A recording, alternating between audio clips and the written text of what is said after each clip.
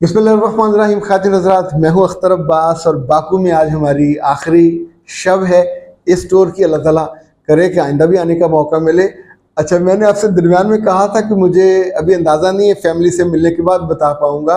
तो यहाँ जिन पाकिस्तानी लोगों से मुलाकातें हुई, एक दो सेशन भी लिए, तो उसमें भी पता चला कि मसाइल इंसानों के और पाकिस्तानियों के हर जगह एक से ही हैं। जिन साहब ने कल सेशन लिया, उनका मसला ये था कि उनकी बीवी मौजूद थी और दूसरी वो मोहब्बत कर बैठे, और जिस खातून से जाके वो मिले, उस लड़की से उन्होंने मोहब्बत की, साथ काम करते थे, उनके वो घर गए तो घर वालों को उसने ज़ाहिर है उसी तौर पे मुतारफ़ कराया। अब जब शादी की डीलिंग शुरू हुई तो उनके मुतालबे बहुत ज़्यादा थे और लड़की ने ज़ाहिर है कि उनका एक पूरा ऐसा क्रिएट किया था।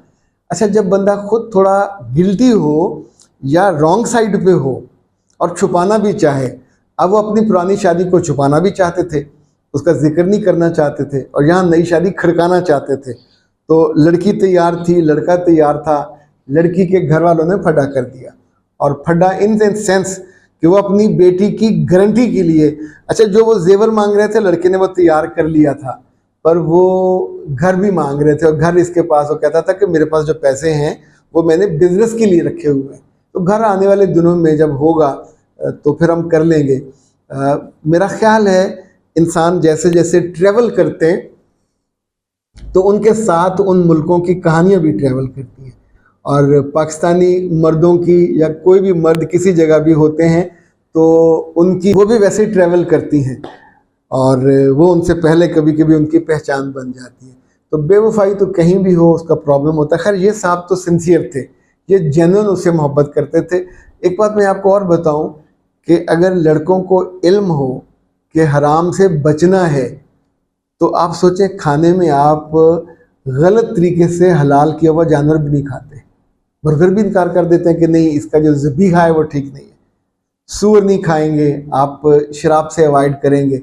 अच्छा, जहाँ आपका ईमान आप सोने के मोड पे लगा दें ताकि सो जाए, तो फिर हराम चीज़ें भी, हराम रिश्ते भी, हराम ताल्लुकात भी, वो सब आपके लिए अल्लाह माफ़ करे। यानी बाकू में ज़रा हट के रास्ते में मेरा ख्याल इस रीजन की सबसे बड़ी शराब की फैक्ट्री भी है, और उसमें बनाने वाले और काम करने वाले ज़ाहिर है बहुत से वो लोग हैं जो घर आके तो कलमा पढ़ते होंगे, नमाज भी पढ़ते होंगे। गैर मुसलमानों के लिए कुछ चीज़ें जैसे सूद का कारोबार है, बैंक में हो या किसी और जगह, तो मुस्लिम्स को नहीं करना चाहिए। शराब के कारोबार में नहीं जाना चाहिए। सूअर के पालने, उसके गोश्त को बेचने, बनाने पकाने में भी मतलब खुद बहुत डर्टी फील होता है। एक चीज़ आपको इल्म है कि उसको हाथ लगाना, उसको देखना, उसके बारे में विजुअलाइज करना, आप उसके नुकसान, जो रब ने हराम किया है उसके नुकसान ज़्यादा है, जो अल्लाह जानता है, वो लोगों को भी बता देता है लेकिन वो जानता है। तो ये अच्छा, इन साहब से मैंने और बहुत सी बातें सुनी। वो अपने दोस्तों के बारे में उन्होंने बताया कि जो इवन पाकिस्तान से आने वाली बच्चियों के साथ या जो यहाँ मौजूद लड़कियाँ, चूँकि यहाँ बिज़नेस में बहुत लड़कियाँ काम करती हैं दुकानों पे और छोटे छोटे काम, तो उनके साथ वो नाजायज़ ताल्लुकात बनाते हैं। जब आप ताल्लुक़ को छोड़ते हैं और वो लड़की कहीं आसपास जिक्र करती है तो अब ये रखे ज़हन में कि वो लड़का, उसको गाली कम पड़ती है, जिस मुल्क से आया होता है उसको गाली ज़्यादा पड़ती है। हमारे लोगों ने ऐसी बेइज्जती सऊदी अरब में भी कमाई, वहाँ थोड़े धोखे दे के और फ़कीरों वाले काम करके, और जिस पे हुकूमत ने, या बिल्कुल गरीबों वाले काम करके, इस तौर पे जो अमारात में मुल्कों में भी, तो जहाँ जहाँ हमारे लोग जाते हैं मेरा बहुत दिल चाहता है कि जाने से पहले उनकी बहुत, जैसे हज पर ट्रेनिंग दी जाती है ना, तो बैरून मुल्क जाने वालों को भी ट्रेनिंग देनी चाहिए। जब भी ये जाने लगे एयरपोर्ट पे को आधा घंटा घंटे का सेशन होना चाहिए कि तुम बाहर जा रहे हो तो ये डूज हैं, ये डोंट्स हैं, ये करना ये ना करना। लाइक जिन दिनों पाकिस्तान और इंडिया के हालात ठीक थे तो मुझे 2-1 हफ्ते के लिए इंडिया एक डेलीगेशन के साथ जाने का मौका मिला। प्रेस क्लब ने बहुत शानदार ये किया था, अपॉर्चुनिटी अवेल की थी। वहाँ जो चंडीगढ़ का प्रेस क्लब था उसके साथ हार्ट टू हार्ट कॉन्फ्रेंस थी, मुझे भी मौका मिला वहाँ उसमें स्पीच करने का। अच्छा, वहाँ जाके मेरी बड़ी ख्वाहिश थी कि इंडिया आने वाले हर बंदे को एयरपोर्ट पे या पैदल जब वाघा से क्रॉस करे तो उसे समझाया जाए कि तुम वहां जाके सिर्फ एक विजिटर नहीं हो, पाकिस्तानी हो, तो हर आंख तुम पे लगी रहती जब तुम वहां शराब पी के किसी गंदी नाली में गिरते हो। अब आप सोचिए कि वो हमें नाम ले लेके बताते थे, इस जगह आपका फलां जर्नलिस्ट गिरा, इस जगह आपका फलां ऑफिसर गिरा, इस जगह आपका, अच्छा वो नाम भी मुझे याद है, मैं आपके सामने नहीं ले रहा, लेकिन उसमें से एक तो मर गया, एक अभी जिंदा है, टीवी पे आता है।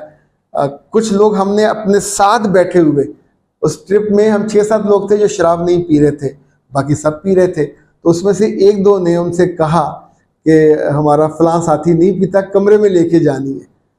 तो हम एक साइड पे बैठे थे और ये जो पनीर के कबाब और पकौड़े खा रहे थे, तो 2 वेटरों ने आपस में बात की और उन्होंने कहा कि वो फलां को इतनी मोटी गाली दे के वो कहता कि साथ कमरे में लेके जानी, हमारा एक दोस्त जरा शाय है।